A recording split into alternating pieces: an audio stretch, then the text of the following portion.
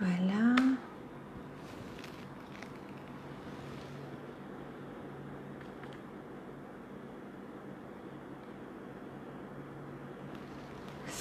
Voilà, bonsoir à toutes. J'espère que ça marche là, je sais même pas. C'est très bizarre. Je sais pas ce qui se passe ce soir. Bonsoir, j'espère que tout le monde va bien. J'espère que le jeûne s'est bien passé. Cette conversation va être enregistrée. Bien. J'espère que... Voilà, je sais pas si ça marche sur Facebook. Ouais, j'espère que le jeûne s'est bien passé, que, voilà, que vous avez bien supporté tout ça pour celles qui jeûnent. Et que voilà, maintenant on va pouvoir... bon, malheureusement, on n'a pas eu le Beth Amikdash reconstruit, mais qu'on va pouvoir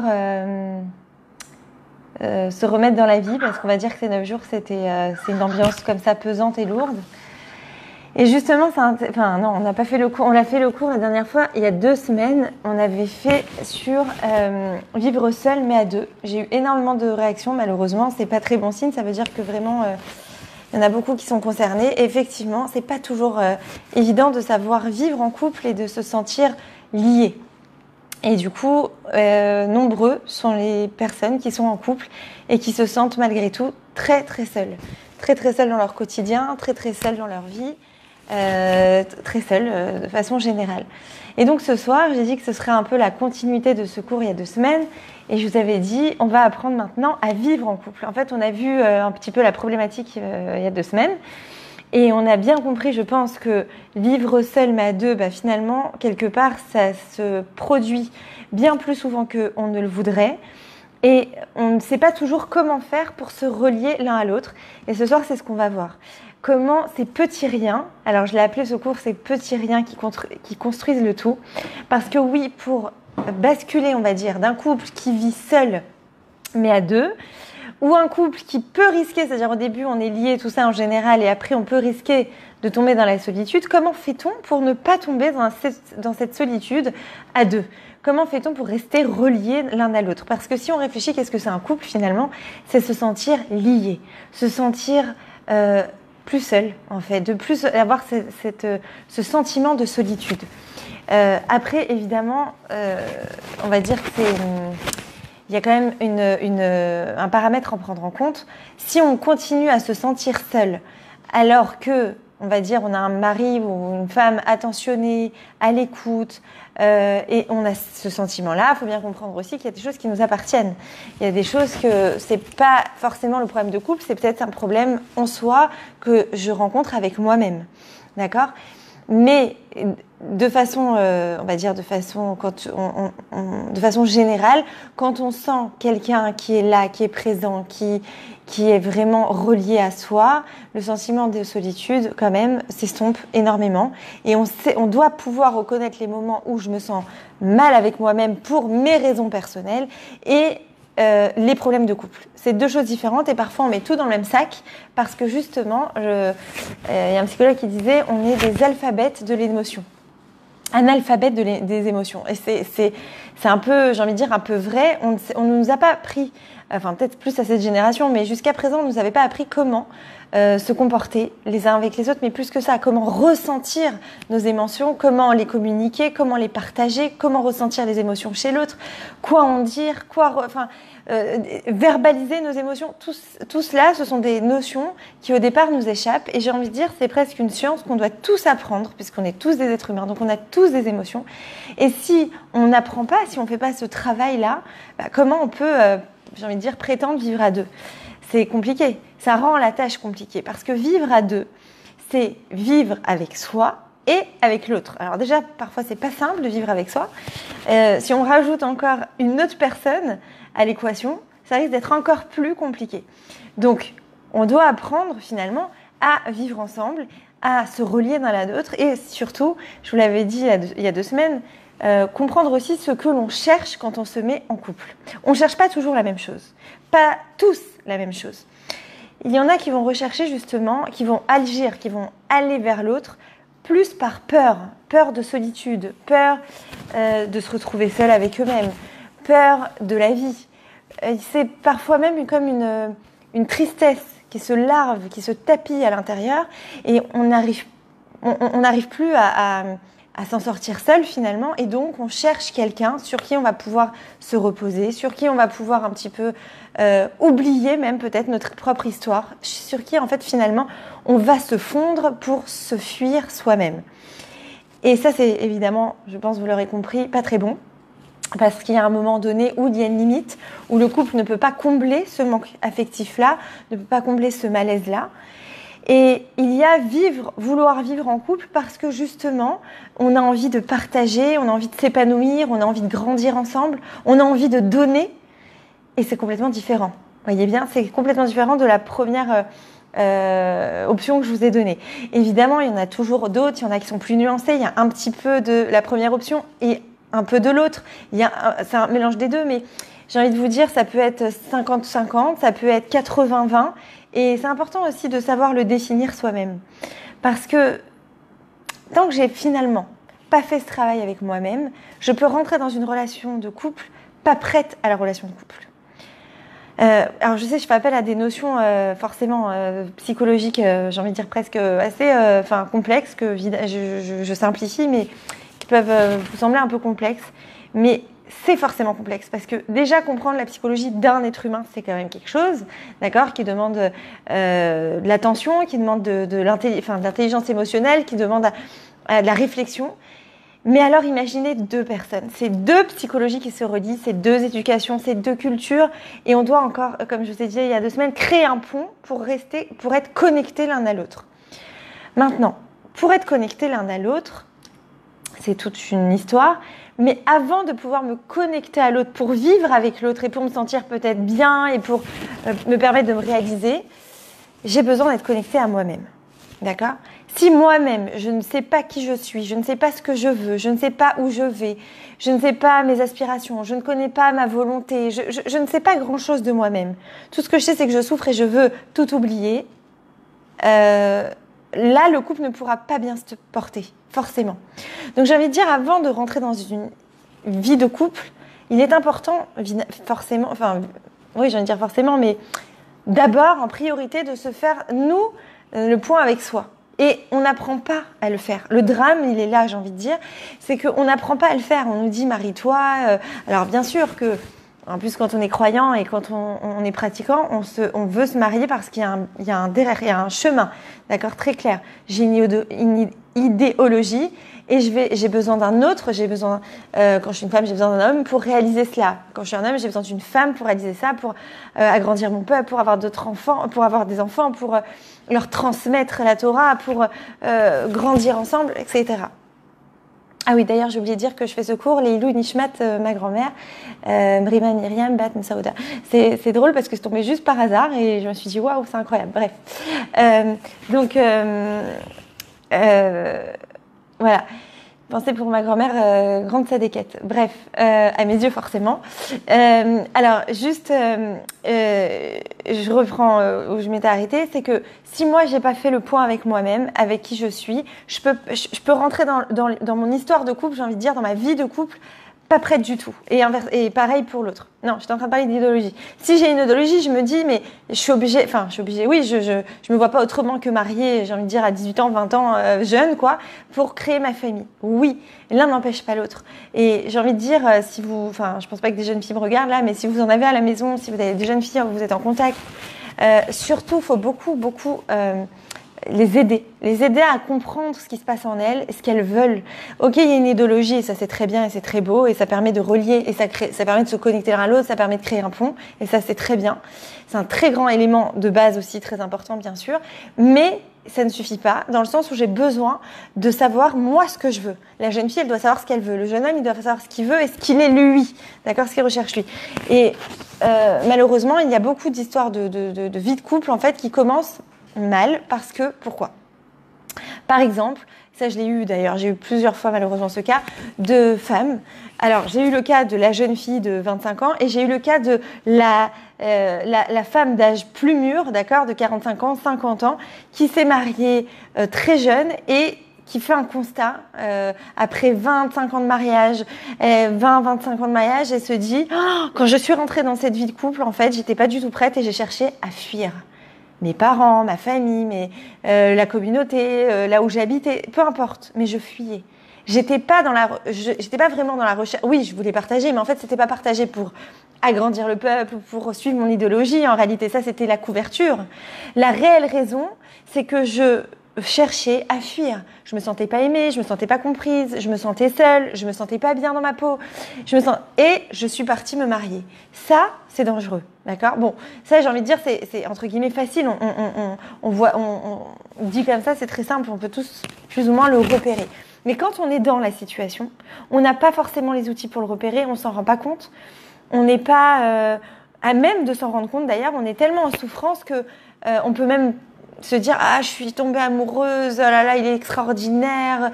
En fait, il est juste venu combler mes manques. Donc je le trouve merveilleux. Quand je me sens dans l'enfer, si je peux schématiser, quand je me sens en enfer, j'ai envie de dire n'importe qui. Enfin.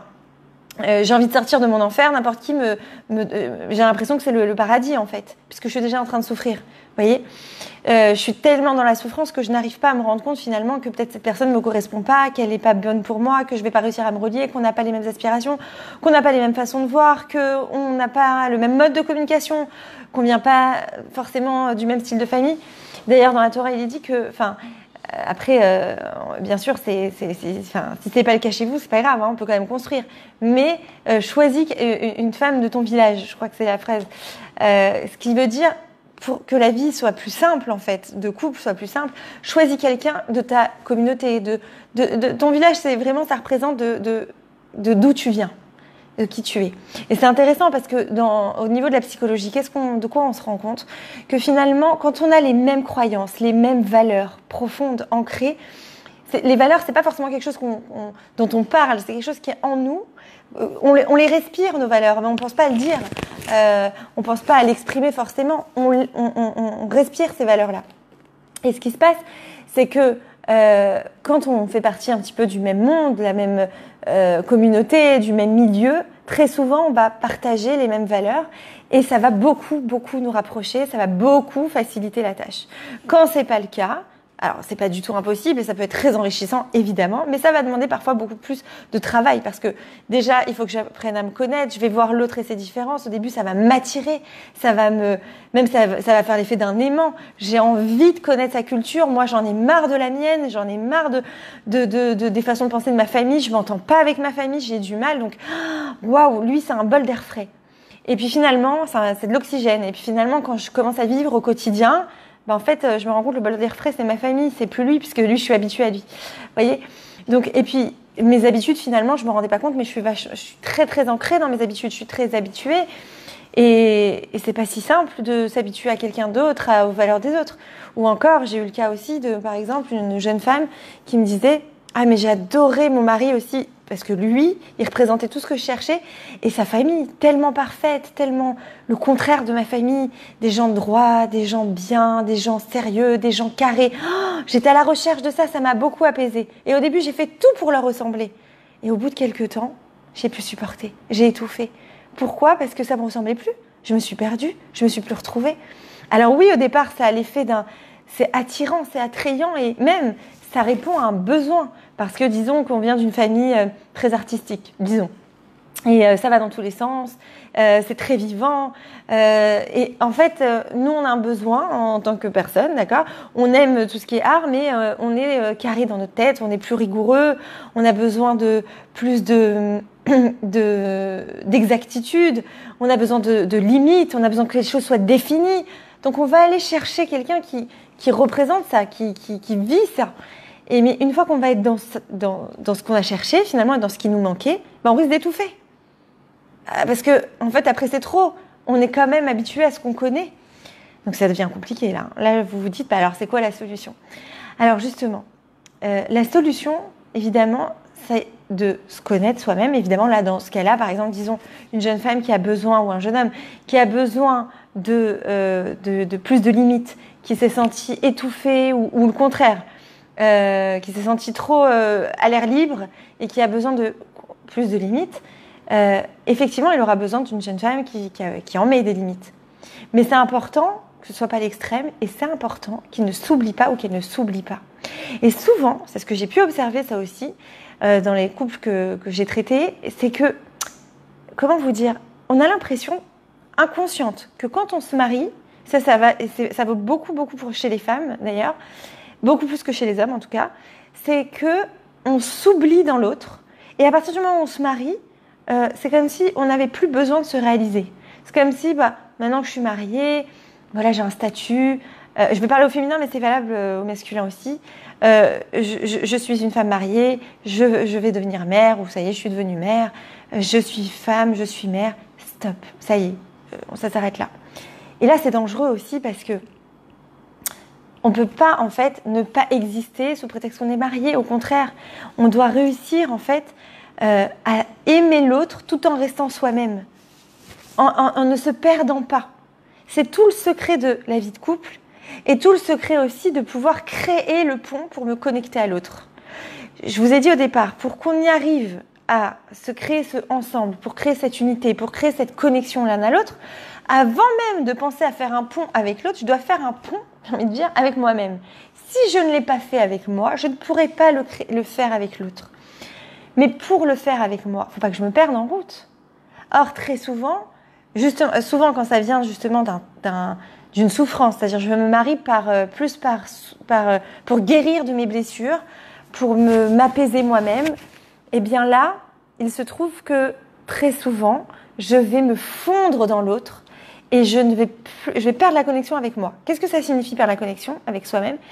C'est des choses qui peuvent aller des petites choses du quotidien jusqu'aux grandes choses et aux grandes valeurs, qui peuvent toucher aux grandes valeurs internes. Alors, les petits exemples du quotidien, c'est vous aviez l'habitude d'écouter une certaine musique, d'accord ? Disons, vous adorez la musique chassidique.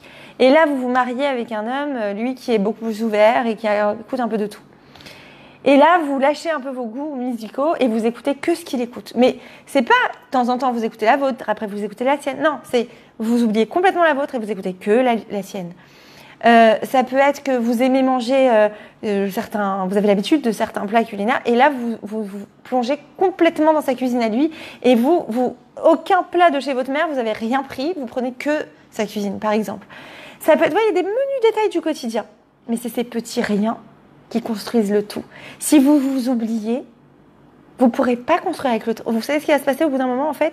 Au bout d'un moment, il va y avoir une accumulation contre soi, c'est-à-dire qu'on aura trop dit oui à l'autre, trop dit non à soi-même. Mais au départ, on l'a fait avec joie. Au départ, on ne l'a pas fait méchamment, on ne l'a pas fait volontairement même. On l'a fait parce qu'on aimait l'autre. On l'a fait parce qu'on avait envie de lui faire plaisir aussi. On l'a fait parce qu'on aimait sa culture. On l'a fait parce qu'on aimait sa famille. On voulait lui faire plaisir à 100%, même à 200%. Et on s'est perdu en route. Et à un moment donné, quand on s'est perdu, finalement, on a comme été infidèle vis-à-vis de soi. Et bien finalement, qu'est-ce qui va se passer ? Au bout d'un moment, c'est accumulation de rancœur, de colère, d'agressivité. Et il va se trouver qu'on va lui en vouloir forcément. Ou il va lui en vouloir. Enfin bref, vous avez compris, c'est valable dans un sens comme dans l'autre. Et là, ce qui se passe, évidemment, c'est que finalement, le couple se détruit de l'intérieur, se désintègre. Et aucun des deux ne peut être heureux dans ces conditions. Donc, pourquoi je vous ai dit qu'au départ, c'est important de se connaître et de faire le point avec soi-même et qu'on est des analphabètes des émotions ? Parce que justement, à partir du moment où je sais moi où j'en suis et lui, c'est lui où il en est, là, on peut se dire, moi, j'ai besoin de limites. Dans ma famille, il n'y en avait pas assez. Lui, il peut se dire, moi, j'ai besoin d'ouverture. Dans ma famille, il n'y en avait pas assez. Chez elle, j'ai trouvé l'ouverture. Chez lui, j'ai trouvé les limites. Mais je dois garder un peu d'ouverture. Et lui, je dois garder quand même un peu de limites. Vous voyez ? C'est-à-dire, aucun des deux ne doit se fondre. On doit juste faire un composé, un ensemble. D'accord ? On doit beaucoup communiquer, évidemment.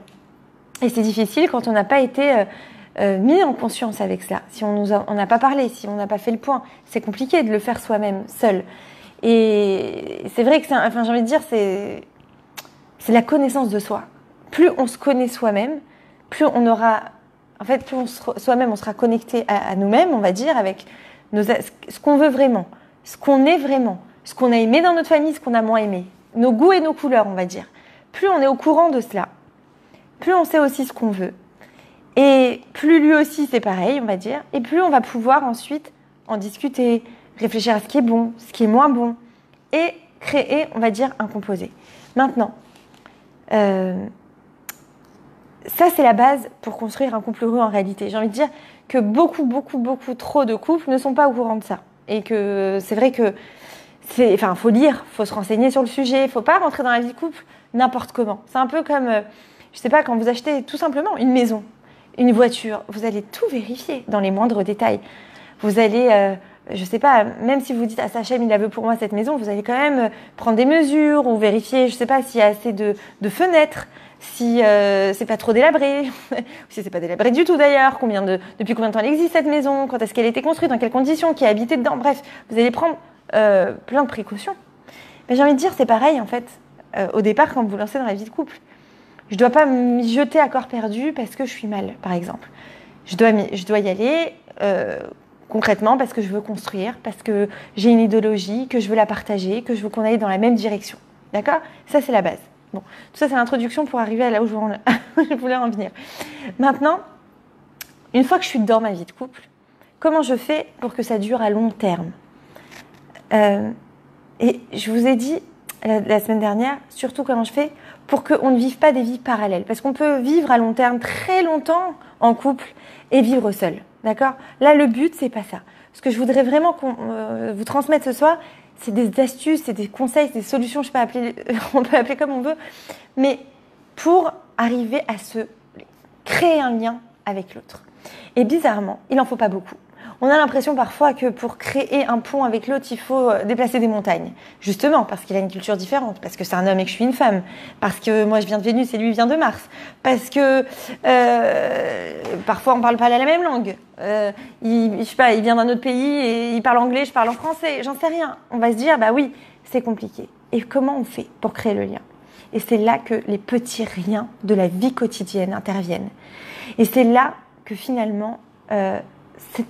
c'est la base, j'ai envie de dire, où on a l'impression que, bah non, il faut qu'on se réunisse sur les belles valeurs. Il y en a une fois, elle m'a dit, ah mais moi quand j'ai rencontré mon mari en Chidour, je me suis dit, mais c'est bon, comment elle me dit ça ? Bah, on a vu tout sur le papier, on rentrait tous les deux dans les critères de chacun. Je me suis dit, ça y est, on passe sous la roupa, ça roule. Et on veut la même chose, ça va rouler. Et elle m'a dit, qu'est-ce que j'ai pas cru en fait ? C'était tellement faux, mais c'était Enfin, j'étais à des années-lumière de la réalité. Mais tout était une histoire. Il fallait s'expliquer sur tout. Tout prenait des proportions. C'était incroyable. Je m'y attendais pas du tout. Alors, comment on fait pour éviter ça aussi ? Bon, ça, c'est un autre cours qui touchera à éviter les conflits, enfin, savoir traiter le conflit. Mais à part ça, qu'est-ce qui nous tient l'un à l'autre ? Qu'est-ce qui nous maintient l'un dans l'autre ? Qu'est-ce qui fait que j'ai envie d'être avec lui, il a envie d'être avec moi ? Qu'est-ce qui fait ça ? Eh bien, ce sont... Écoutez, c'est tout bête, les petites attentions de tous les jours. Ces petites attentions qui n'ont l'air de rien et qui ont l'air peut-être même futiles pour certains ou certaines, mais surtout certains, je crois. Les hommes, souvent, ont l'impression que ça ne sert pas à grand-chose.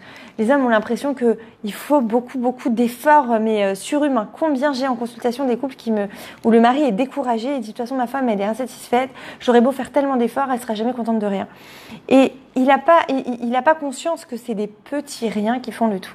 Alors, c'est quoi ces petits riens ? On peut en citer des milliers d'exemples. Mais je vais commencer par un qui me semble tout simple, mais prioritaire. C'est tout simplement quand il y en a un des deux qui demande un petit service à l'autre. Comme, l'autre fois j'ai eu ça dans une séance, donc je le rapporte, mais c'est tout simple et je sais que ça arrive à beaucoup d'entre nous. On est après Shabbat, il faut remettre les choses en place, d'accord ? Donc, le kumkum, la plata, ce genre de choses. En général, je sais pas chez vous, mais c'est comme la minuterie de Shabbat, c'est le rôle de l'homme, d'accord ? En général, on a laissé ça aux hommes, ok. Et là, on demande à notre mari, tu peux remettre ça à sa place, comme ça je remets vite la maison en ordre. Ah non, là je peux pas, je suis fatiguée, je me suis occupée des enfants toute l'après-midi pour que tu dormes. Maintenant, non. Alors on se dit, mais c'est rien du tout, ça va. Alors il y en a qui vont dire, non, laisse tomber, fais pas attention, il est fatigué, déjà il t'a gardé des enfants, ou bref, on va lui trouver des circonstances atténuantes. L'autre qui va dire, quand même, ça prend 3 minutes de mettre une plata de Shabbat à sa place, en 2 secondes il monte, il le met, il peut pas faire ça avant de dormir quand même pour sa femme, c'est bon, elle va faire toute la maison, ça va. Bref. Mais ce que je vais vous en dire là, c'est que tout simplement, ça c'est le petit rien qui creuse le fossé ou au contraire qui crée le pont. Pourquoi ? Parce que quand la femme elle va entendre dire non, je suis trop fatiguée, elle se dit ok, je peux pas compter dessus. une fois. Le lendemain, il va lui demander lui quelque chose, genre ah je dois partir au boulot, je suis pas en retard, tu peux me faire mon café avant que je parte? Ah non, là j'ai pas le temps, tu vois, je suis en train de changer la couche, aucun rapport, je peux pas. Elle va inconsciemment, même si elle s'en rappelle pas consciemment, elle va se venger. C'est automatique. Alors peut-être pas le lendemain, peut-être que ça va être dans 3 jours, mais au fur et à mesure, on va rendre l'appareil. C'est inconscient et c'est humain, d'accord? Et c'est chez tout le monde. À moins qu'on se travaille ou qu'on ait vraiment, vraiment conscience. Mais je parle de façon instinctive, d'accord? C'est ce qu'on va faire. Tu m'as pas rendu service là, t'as pas été fluide avec moi, t'as pas été à l'écoute de mon besoin, parce que là, mon besoin, il avait l'air peut-être bête. C'était pas un besoin genre très, très profond, mais j'avais besoin de ton aide à ce moment-là. T'as pas été présent? Ben, moi non plus, je serais pas présente pour toi. Et ainsi de suite. Donc, c'est les petits riens qui construisent ou qui détruisent. Oui, je vais pas dire que tout le couple tient sur ça, mais une grande partie du couple va tenir sur ces petits riens-là. Si je sens que c'est fluide, par contre, ben, je vais avoir tendance moi aussi à l'être. Et si c'est fluide déjà dans ces petites choses de la vie quotidienne, eh ben, le reste sera beaucoup plus cool. Et je vais aller même plus loin que ça. Même les relations intimes, elles seront plus cool. C'est fou quand même. Pourquoi? Parce que ma vie, finalement, quand vous observez une journée, on fait pas des cycles... Enfin, on va dire que les grandes choses, elles se font pas à pas, d'accord? Donc bien sûr qu'on fait des grandes choses quand on s'occupe de nos enfants, quand on va au travail, quand on fait des repas pour chacun, c'est des grandes choses. Mais au quotidien, ça nous semble des petites choses banales du quotidien, d'accord? Ben, quand on fait ces choses-là et qu'on sent pas un coéquipier ou une coéquipière à nos côtés pour nous épauler, et ben là, on se sent seul. Et là, on lui en veut à l'autre. Et là, on accumule énormément de rancune. Vous pouvez pas vous imaginer la quantité de rancune, de colère qu'on peut emmagasiner, qu'on peut emmagasiner, je sais pas, il y a d'autres mots, mais qu'on peut intérioriser, voilà. Intérioriser en nous pour des petites choses du quotidien. Et c'est là que j'avais envie de faire ce cours aussi, pour sonner la sonnette d'alarme sur ces petites choses qu'on a l'impression, bah, c'est rien ça. Oh, c'est pas grave. C'est pas parce que je lui ai dit non là que ça y est, notre vie de couple, elle est en catastrophe. Non, pour l'instant, elle l'est pas. Mais au fur et à mesure, d'accord? Au fur et à mesure, c'est ce qui va se passer. Au fur et à mesure, c'est ce qui risque d'arriver. Parce que une petite part de, je dirais, d'agressivité ou de non-coopération, plutôt ça, va amener finalement à ce que l'autre non plus ne coopère pas. Et c'est là qu'on se sépare. Voilà. Et c'est là qu'on se dit, de toute façon, c'est là qu'à la fin, donc je vous ai parlé tout à l'heure de la plata, l'autre il va pas faire le café, la femme elle va pas faire le café le lendemain, puis lui il va rentrer du boulot, là elle aura fait le repas, mais elle n'aura pas envie d'être plus attentionnée que ça, elle se dira c'est déjà bien que je fasse ça, et lui il va continuer sur autre chose, et ainsi de suite, et ça s'accumule, vous voyez. Et on sent comme ça que... Et après, il peut se passer une grosse dispute sur autre chose et on arrivera beaucoup moins facilement à se réconcilier. Donc ces petits riens, soyez attentifs. Ça a l'air de rien et c'est le tout pourtant. Parce que si au contraire, quand j'ai besoin de mon mari ou quand j'ai besoin de ma femme, il est là et elle est là, présente pour des petites choses comme une plata ou comme à ce moment-là, j'avais besoin qu'on m'écoute. Juste à ce moment-là, il y a une amie qui m'appelle et qui me dit quelque chose de super blessant. Et j'avais besoin de partager ça. Et j'ai personne... Non, ou plutôt là, je suis dans le cas où... je suis dans le cas où plutôt on va parler de positif. Je suis pas bien, pardon. Et là, je raccroche. Et là, juste à ce moment-là, mon mari, il passe et il voit tout de suite mon expression du visage se décomposer. Et il dit, qu'est-ce qu'il y a? Ça va? Juste, ça va là. On est d'accord ou pas? On est d'accord que juste ça va, il va tout changer? Juste le fait qu'à ce moment-là, il a posé les yeux sur vous et il vous a dit, ça va, avec empathie. Vous vous sentez bien là. Vous vous sentez pas bien parce qu'elle vient de vous blesser, mais vous êtes rassuré, soulagé. Il y a quelqu'un qui est là pour moi. On m'écoute. Je suis pas seule. Ces petits riens qui construisent le tout. Oui, c'est juste, ça tient à ça. Ça tient à ça. Ne croyez pas que la vie de couple, ça demande tellement, tellement, tellement. Juste les petits riens. Quand j'ai besoin de toi, t'es là. T'es à l'écoute de mes émotions. T'es à l'écoute quand je suis pas bien. Tu sais quand je vais mal. Tu me vois maintenant en train de faire une vaisselle, hop, tout de suite t'arrives, tu dis attends, je vais t'aider, je vais la faire avec toi. Attends, on va en profiter pour discuter pendant ce moment-là. Waouh, c'est une autre vie carrément. C'est là que ces petits moments qui n'avaient l'air de rien, qui étaient banals, qui étaient même peut-être ennuyeux, d'un coup ils vont devenir intéressants D'un coup, ça permet de créer le pont. D'un coup, j'ai envie d'être avec l'autre. D'un coup, je crée le lien. D'un coup, je me sens plus seule. Et là, la vie de couple, elle prend tout son sens. Et là, ça vaut la peine d'être en couple. Mais malheureusement, bien souvent, il n'y a pas de ça dans le couple. Pourquoi ? Le drame, c'est qu'on a l'impression que c'est acquis. On est nous-mêmes pris. On n'est pas disponible dans notre esprit pour l'autre. Quelque part, l'autre n'est plus notre priorité puisqu'il est là. On habite ensemble, on partage un crédit immobilier, on partage des enfants. Bon, ça va, c'est bien assez. On n'a plus besoin de partager les petits moments de la vie. Les petites attentions disparaissent au fur et à mesure. Et ça, c'est dramatique. Parce que c'est là qu'on se perd l'un et l'autre. Et c'est là qu'on n'arrive plus à se retrouver. Que ça devient beaucoup plus difficile de se donner ensuite de l'attention.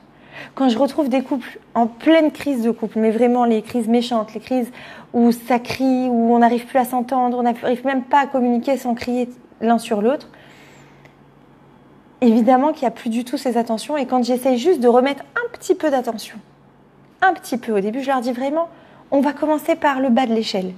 On ne va pas aller très très vite, très très haut. Non, on va aller tout au début. Eh bien, les petites attentions qu'on peut faire au départ, et s'il y a de la bonne volonté de chaque côté, je vous assure, elles changent tout. C'est impressionnant. Vous dites quoi ? Cette petite chose-là va tout changer ? Oui. Pourquoi ? À partir du moment où je sens que l'autre est là quand j'ai besoin, ou qu'il est là tout simplement, je me sens mieux et ça apaise toutes les tensions. Or, très souvent, on ne se donne pas l'occasion d'apaiser les tensions parce qu'on n'accorde pas de l'importance à ces choses-là. On se dit qu'il y a plus important. Combien de maris j'entends qui me disent « Ah moi, si j'ai pas d'argent, j'offre pas de cadeau à ma femme. » Non, grosse erreur. La femme, elle n'attend pas les gros cadeaux. Vous le savez tout, on est entre femmes, là, vous le savez. Les femmes, elles n'attendent pas ça. Les femmes, elles attendent que les petites attentions.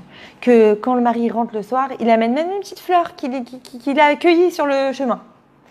Et qui dit « J'ai pensé à toi en arrivant ». Qu'il envoie un petit message par jour, des choses toutes simples. Et les maris, ils s'imaginent qu'il faut le gros bijou, les grandes choses, c'est ça qui détermine sa valeur. Et là, ça vient aussi de fausses croyances qu'on a accumulées déjà dans l'enfance. Si tu es un homme, t'as un compte bancaire bien fourni. Ou si tu es un homme, tu dois faire des beaux cadeaux. Ou si tu es un homme, tu dois jamais pleurer, par exemple. Tu dois pas exprimer tes émotions. Tu dois assurer. Et pourtant, c'est si loin de la réalité. Parce que pour créer un couple, d'accord, il faut une femme, il faut un homme, il faut une femme. Or, la femme a une autre sensibilité. Ça vient aussi de son éducation, de deux éducations différentes. La femme, la petite fille, on la laisse pleurer. On trouve ça normal même qu'elle pleure. Ah bah oui, c'est une fille, c'est normal. Elle exprime ses émotions, c'est normal. Une fille, c'est émotif, c'est normal. Mais un homme, ça n'a pas le droit d'être émotif. Un homme, ça n'exprime pas. C'est fort. Ça t'a pas arrête de pleurer, toi. T'es un grand. T'es un garçon. T'as pas le droit. Mais ça s'imprègne. Et du coup, l'homme plus tard, l'adulte, l'homme plus tard, qu'est-ce qu'il va faire ? Il va avoir du mal à exprimer ses émotions, il va tout refouler à l'intérieur, il va pas accorder d'importance aux petites attentions. Voyez où ça va ? Le cheminement, comme il va loin. Les petites choses créent les grandes choses. Donc si on commençait par faire attention à ces petites choses, je vous assure que la vie de couple prendrait une toute autre dimension. Mais il est important d'en avoir conscience. Si je n'en ai pas conscience, je ne peux pas le faire. Alors, comment c'est ces petits riens maintenant ? Si j'ai envie de me dire, ok, d'accord, je veux maintenant faire attention à ces petits riens, comment je fais ? Comment je commence ? Commencez par les toutes petites choses. Par exemple, quand vous posez la table et qu'ils mangent, d'accord ? Disons que c'est la femme qui a préparé le repas. Maintenant, je sais que les deux peuvent préparer, je sais. Mais disons que c'est la femme qui a préparé le repas et elle pose l'assiette.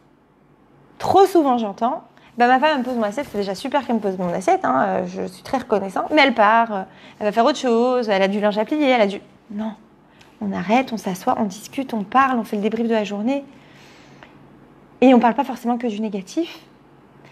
On parle aussi des bonnes choses de la journée, on peut commencer par les bonnes choses, on partage ce moment. C'est un moment privilégié. Et je sais déjà ce que vous allez me dire. Oui, mais si je prends ce temps-là, il n'y a personne qui va m'aider, moi, à aller faire tout ce que j'ai à faire, les tâches ménagères, les tâches du quotidien. Du coup, puisque lui ne vient pas m'aider plus, moi non plus, j'ai pas envie de m'asseoir avec lui, par exemple. Évidemment, j'espère que ce n'est pas comme ça chez tout le monde. Mais c'est ce que j'entends, moi, alors je vous le répète. C'est bien aussi de dire à son mari, oui, d'exprimer ses besoins. J'ai envie de parler avec toi, j'ai envie de partager un moment avec toi. Mais là, regarde la montagne qui m'attend de linge. Là, regarde, j'ai ça à faire. Ça te dit, on mange ensemble et ensuite on fait ça à deux. On se met un petit film, on se met un fond musical et on rigole. Et amener l'autre à ça, même si l'autre n'en a pas forcément envie au départ. Faire de tout un amusement.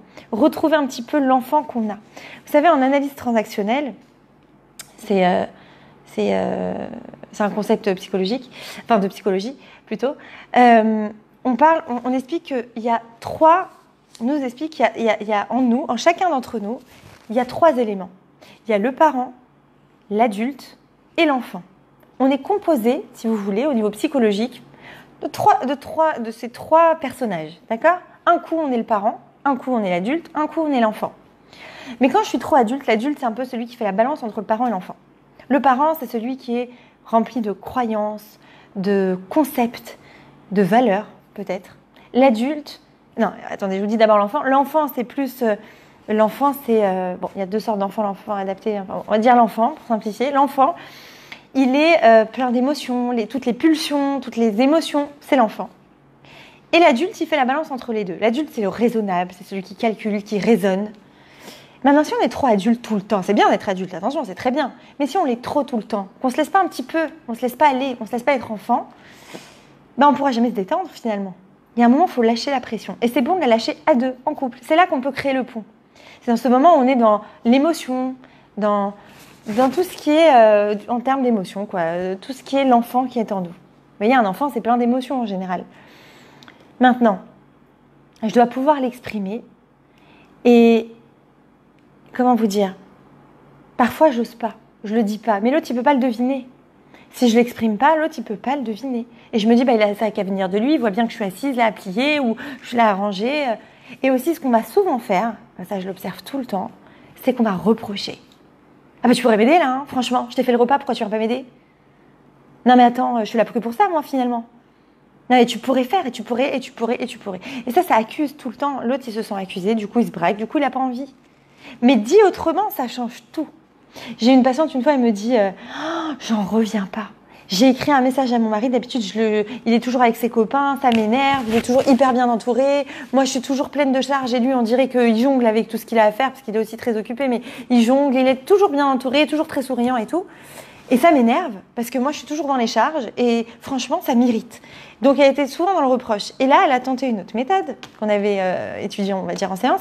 Et donc, elle me dit, j'ai envoyé un message, et je lui ai dit, il avait réussi, je sais plus quoi, bref. Donc, j'épargne les détails, mais elle lui a dit, je suis très fière de toi, oh là là, bravo à toi, vraiment, kolakavod.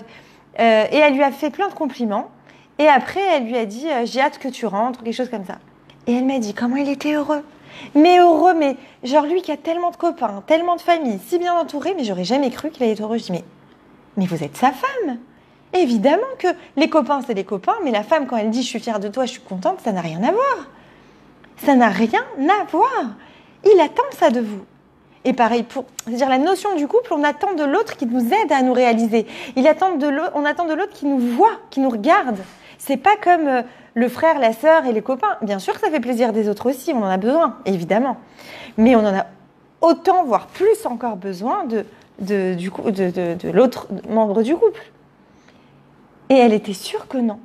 Elle était sûre qu'il n'avait pas besoin d'elle. C'est fou quand même. C'est-à-dire, et en fait, du coup, c'est pour ça qu'elle était tout le temps dans le reproche. Et donc, lui, qu'est-ce qu'il faisait ? Il s'éloignait. Et elle pensait qu'en fait, il ne l'aimait pas, qu'il n'avait pas envie d'être avec elle. Mais oui, parce qu'elle était toujours dans le reproche. Parce que quand on souffre, qu'est-ce qu'on fait automatiquement ? On en veut à l'autre. On a de la colère. Donc, on attaque sans arrêt. Et après, on se dit, mais je voulais juste de l'attention. Oui, mais si j'attaque, je ne peux pas en recevoir de l'attention. Mais si j'arrive à reformuler les choses autrement, si j'arrive à dire, par exemple, voilà, je reprends l'exemple, je suis à table et je dis, ah, j'ai envie d'être avec toi. Vous voyez pas, je peux pas être avec toi, là, tu vois bien tout ce que j'ai à faire. Hein. Ça sonne comme un reproche, on est d'accord. Mais si je dis, j'ai envie d'être avec toi, j'ai hâte de te retrouver, tu m'as manqué, on s'est pas vu de la journée, mais j'ai tellement à faire que je sais pas si je peux me permettre de m'asseoir, regarde ce que j'ai. J'ai envie de dire presque de lui-même, il dira, tu sais quoi, qu'est-ce que je peux faire pour t'aider ? Même s'il sait pas, même s'il a jamais plié un habit de sa vie, peut-être qu'il le dira. Vous voyez ? Parce qu'il n'a pas été attaqué. Parce qu'on lui a laissé l'espace pour ça et parce qu'on lui a donné sa place. Et si on apprenait chacun à donner la place à l'autre, automatiquement, on crée le lien. Automatiquement. Dans ces petits riens, c'est aussi ça, c'est donner la place à l'autre. C'est être dans l'estime de l'autre. C'est lui montrer qu'il existe pour soi. Enfin, qu'il existe pour moi. C'est-à-dire, quand je regarde l'autre, je dis, mais tu es là, je t'ai vu et tu comptes. T'es pas n'importe qui à mes yeux. Et vous voyez, quand je vous parle de cette femme, en réalité, dans son esprit, c'était son mari, elle pensait qu'elle était moins que les copains de son mari, dans la tête de son mari. Ce qui est faux, évidemment. Elle a été très agréablement surprise quand on a vu sa réaction. Mais à tel point il était occupé, enfin, elle avait cette impression-là. C'est quand même triste d'en arriver là. Ça veut dire qu'elle se sentait extrêmement seule. Mais c'était juste une question de formulation. Et aussi, on est souvent à l'origine finalement du fossé en pensant que c'est l'autre qui a voulu s'éloigner. Et on ne se rend pas compte que c'est nous. C'est nous qui créons ça. En étant un peu agressive, en étant en manque d'affection. Alors on va avoir en étant en manque d'affection, on va créer de l'agressivité. Enfin, on va être dans l'agressivité. Et en étant dans l'agressivité, on repousse l'autre.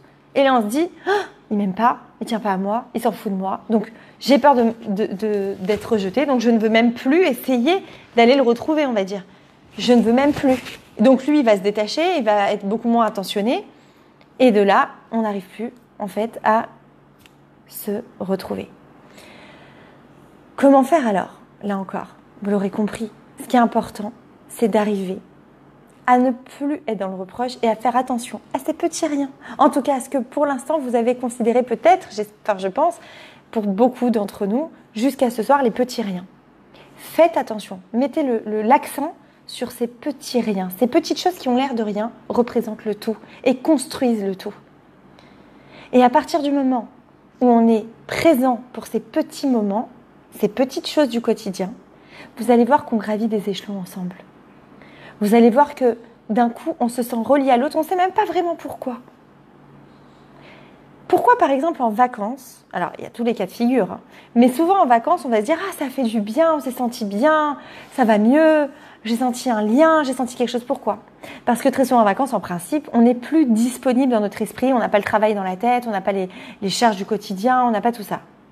Donc on n'est plus disponible. Donc naturellement, on va dire sans faire d'efforts, les petits riens, on va être plus présent, d'accord? On va peut-être, je sais pas si on a loué un appartement, disons, on va faire la vaisselle ensemble pour aller plus vite pour sortir, et donc les petits riens, on est là l'un pour l'autre finalement. Et il se trouve que là, on va se recréer quelque chose et on saura pas, on dira c'est parce que j'étais en vacances, j'étais dans un beau cadre, ça a fait du bien. Mais observez si pendant justement ces petits riens là n'ont pas contribué à cette connexion là. D'accord? Très souvent, c'est ce qui va jouer. Très, très souvent. Et j'ai envie de dire, ces petits riens comptent évidemment dans la vie de couple, mais dans toutes sortes de relations. Avec les enfants, avec les parents, avec les frères et sœurs, avec les collègues, avec les amis. Si on est attentionné, on va créer comme ça un pont avec l'autre, forcément. Et comment on fait pour être attentionné? Parce que j'ai envie de dire, c'est pas tout le monde qui l'a non plus. Alors les personnes hypersensibles le sont naturellement. Et elles souffrent beaucoup d'ailleurs parce qu'elles sentent que les personnes qui ne sont pas hypersensibles ne le sont pas naturellement.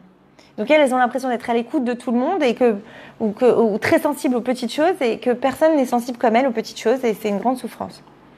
Mais comment faire pour l'être alors quand on ne l'est pas? J'ai envie de dire soi-même. Encore une fois, se connecter aussi à soi. Comment on va dire ça? Se donner des petites attentions aussi à soi, finalement. Et ça va nous ouvrir sur l'autre. Ça veut dire, si moi, je suis à l'écoute de mes émotions, si moi, par exemple, quand je suis fatiguée, je sais je dis pas forcément d'aller dormir dans ce moment-là, si je peux pas, mais au moins, je suis consciente que là, je suis fatiguée, donc je vais devenir nerveuse, par exemple.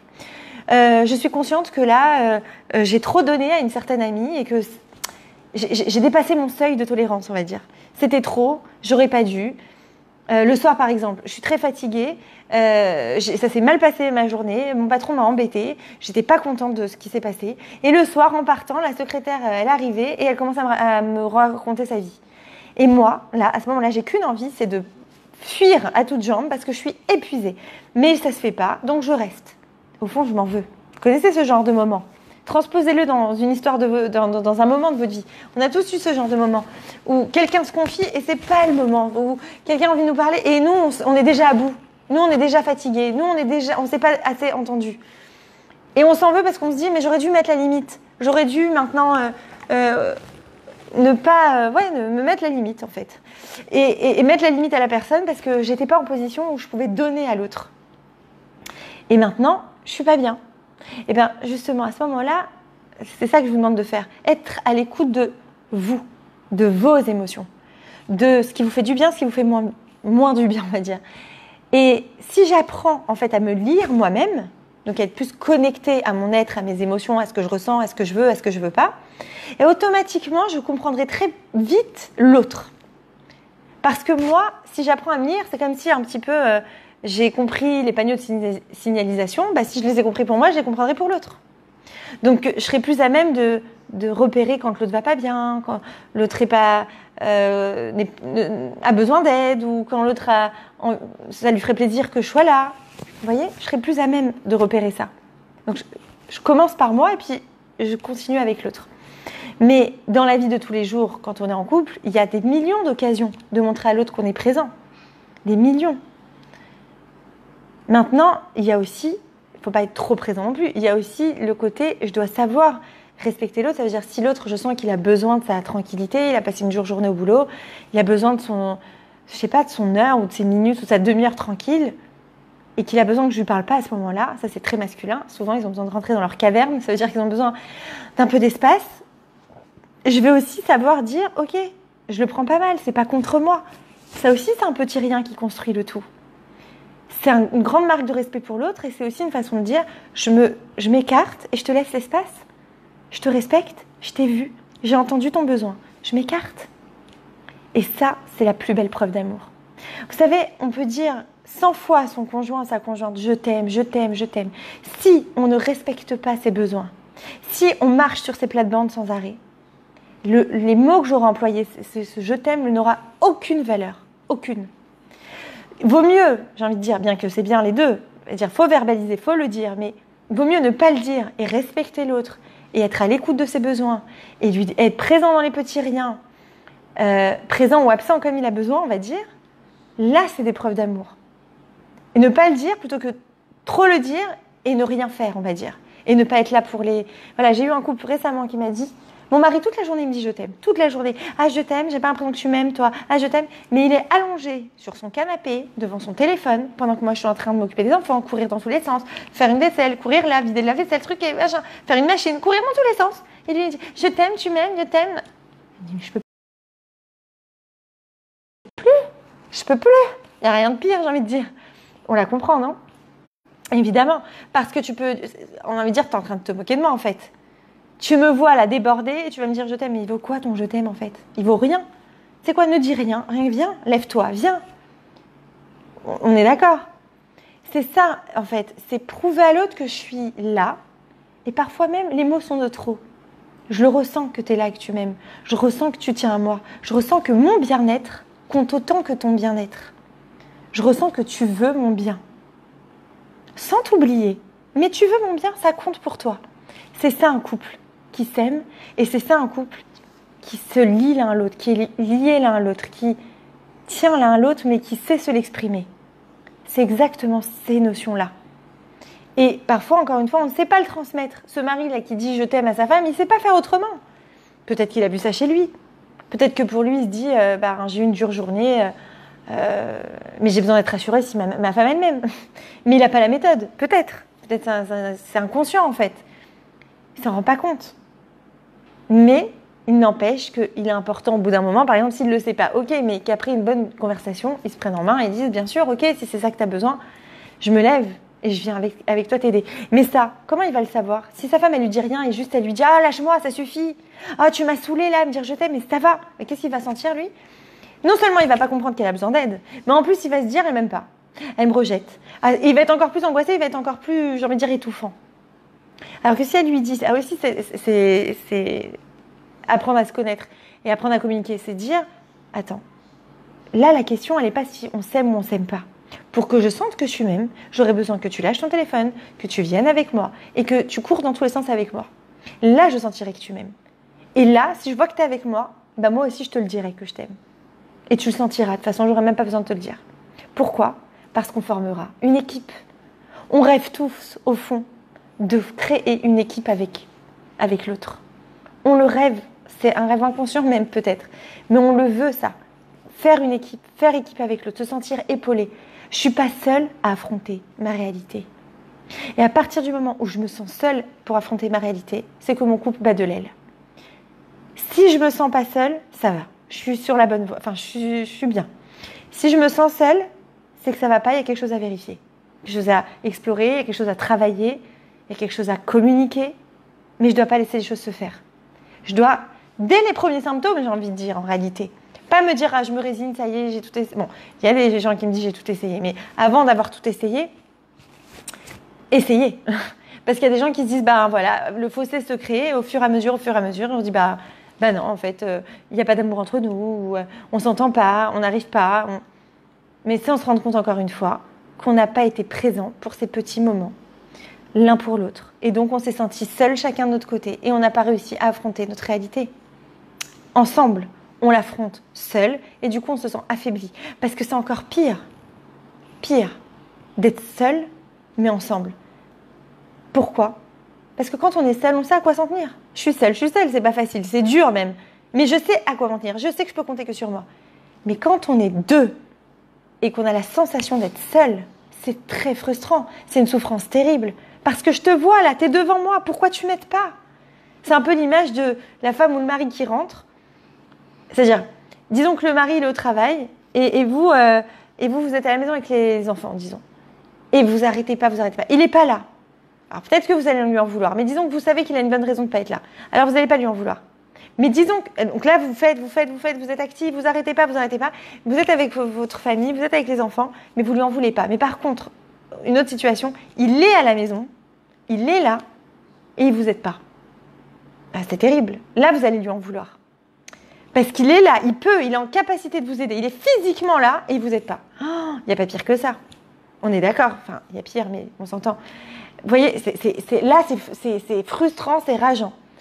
Combien de fois j'ai entendu, je préfère qu'il soit pas là, mais là pour ne rien faire, non. Il vaut mieux qu'il soit pas là.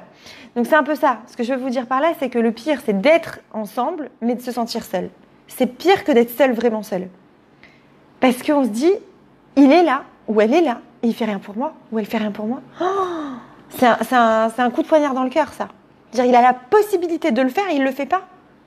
Mais c'est comme du rejet. Il le fait au exprès. On va se faire tout un tas de films, d'ailleurs. On va essayer d'interpréter. Et parfois, les raisons sont carrément ailleurs, d'ailleurs.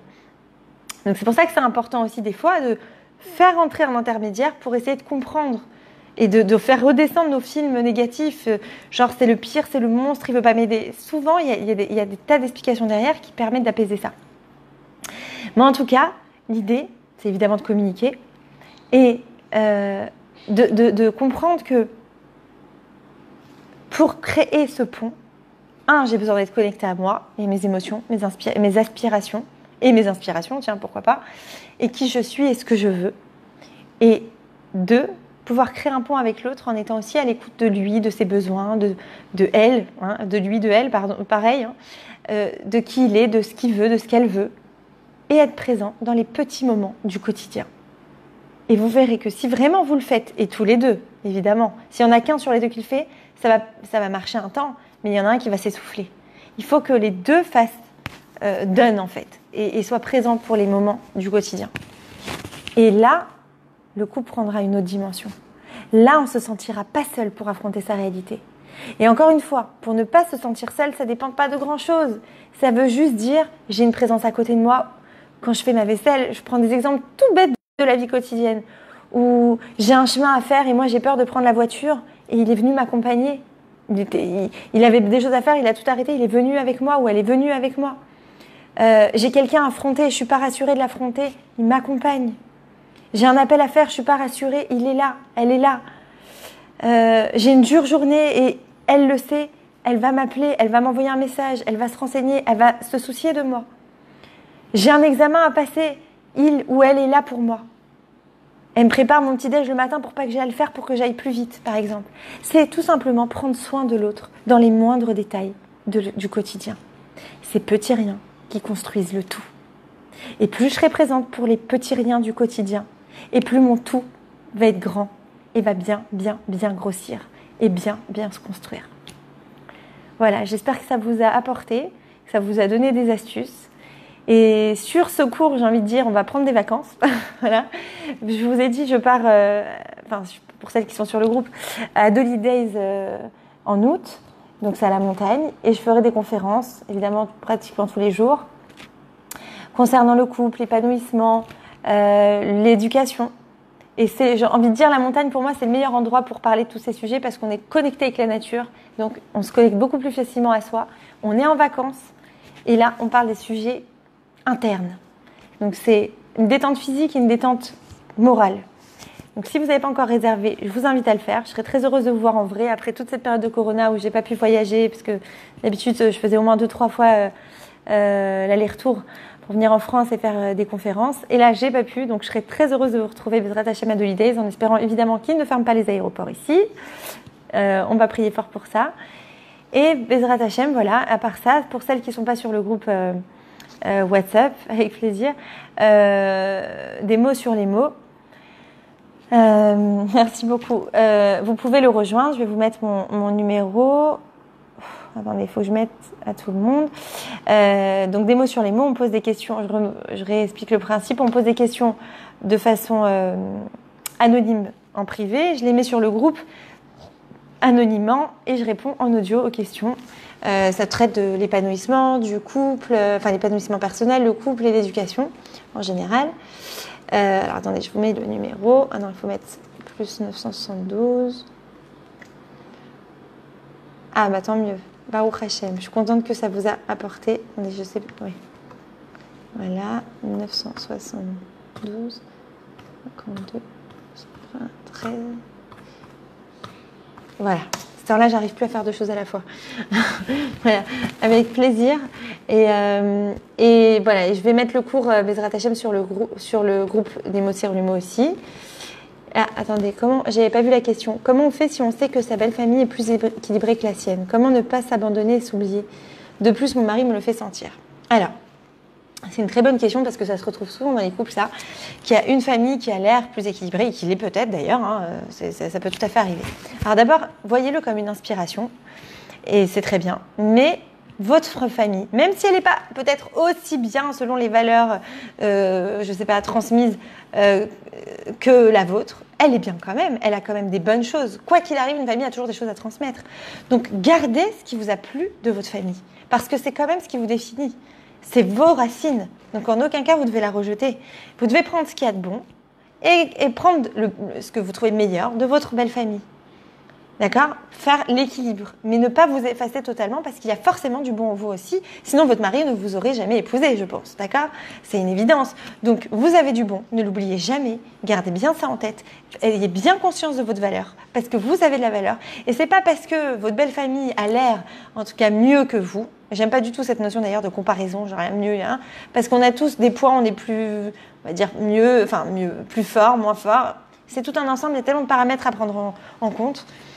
Mais si vous voyez en tout cas votre belle famille comme une famille plus équilibrée, eh ben, inspirez-vous d'elle et gardez ce qu'il y a de bon chez vous. Voilà, pour faire court.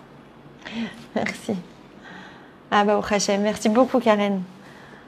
Baruch Hashem, je suis très contente de l'entendre. Avec plaisir. Avec plaisir. Fait chaud au cœur ces messages parce que, en plus, quand on est en Zoom, on voit pas les visages. Donc on ne sait pas du tout ce qui passe, ce qui se passe pas.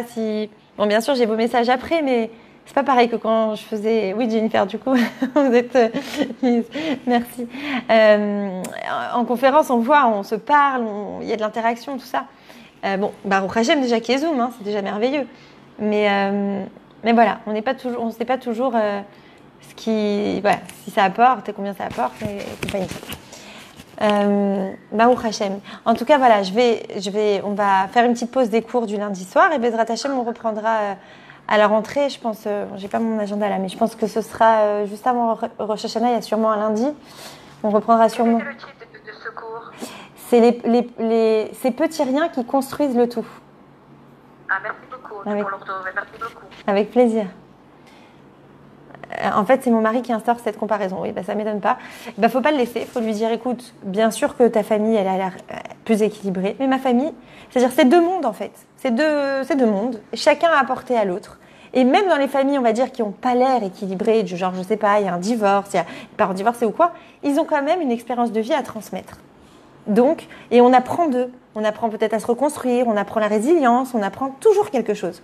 Donc, je lui dis, ok, Baruch Hashem, dans ta famille, ils sont équilibrés. Mais j'ai envie de dire, du déséquilibre, on apprend énormément. Énormément. C'est des expériences, en fait. Zoom permet d'apprendre plus facilement du monde entier. Oui, tout à fait, tout à fait. Mais il y a moins d'interactions, on va dire, humaines, quoi, physiques. Donc voilà, je ne peux pas toujours voir ce que ça donne, quoi. Voilà. Voilà, j'espère que ça vous aura aidé. N'hésitez pas à m'envoyer un message si vous voulez faire partie du groupe, si vous n'y êtes pas encore. Ah, et vous avez aussi, pour voir les cours, sur YouTube, vous tapez Myriam Psycho et vous allez voir la chaîne YouTube. Et aussi, j'ai un blog bien-être-pour-tous.com avec des tirets entre chaque mot. Voilà. Bah, je vous souhaite de très bonnes vacances. L'enregistrement a été interrompu. Ouais, merci. Je vous souhaite de très très bonnes vacances, en tout cas à tous. Même pour ceux qui restent à Paris, vous pouvez vous détendre, vous pouvez vous relaxer, vous n'êtes pas obligé de changer de cadre. Bien sûr que ça aide de changer de cadre, mais même si vous ne changez pas de cadre, profitez pour faire le touriste là où vous êtes, parce qu'il y a toujours des choses à découvrir. Et vraiment, mettez-vous dans l'état d'esprit de vacances. C'est important. Et pour celles qui peuvent nous rejoindre, ben, ce sera génial. Et Bezrat Hachem, ce que je ferai aussi quand je serai là-bas et que je ferai des conférences, je vais aussi les filmer, les mettre sur, je ne sais pas si je les mettrai sur Zoom, peut-être, pourquoi pas. Et peut-être pourquoi pas, remarquez. Hein. On continuera lundi soir du coup. Et je les mettrai sur Facebook aussi. Voilà. Comme ça, même celles qui ne sont pas sur place, elles pourront en profiter, Bezrat Hachem. Voilà. De bonnes nouvelles à toutes, de bonnes vacances. Merci. Ouais, avec plaisir. Merci vous aussi. Prenez des forces. Et on se retrouve encore pour d'autres Bezrat Hachem, pour d'autres cours, d'autres idées à transmettre. Bezrat Hachem. On puisse tous et tous évoluer. Toujours et encore. Chaque jour. Amen. À très bientôt. Je vous embrasse. Au revoir, Myriam. Bonnes vacances. Au revoir. Merci à vous aussi. À vous toutes.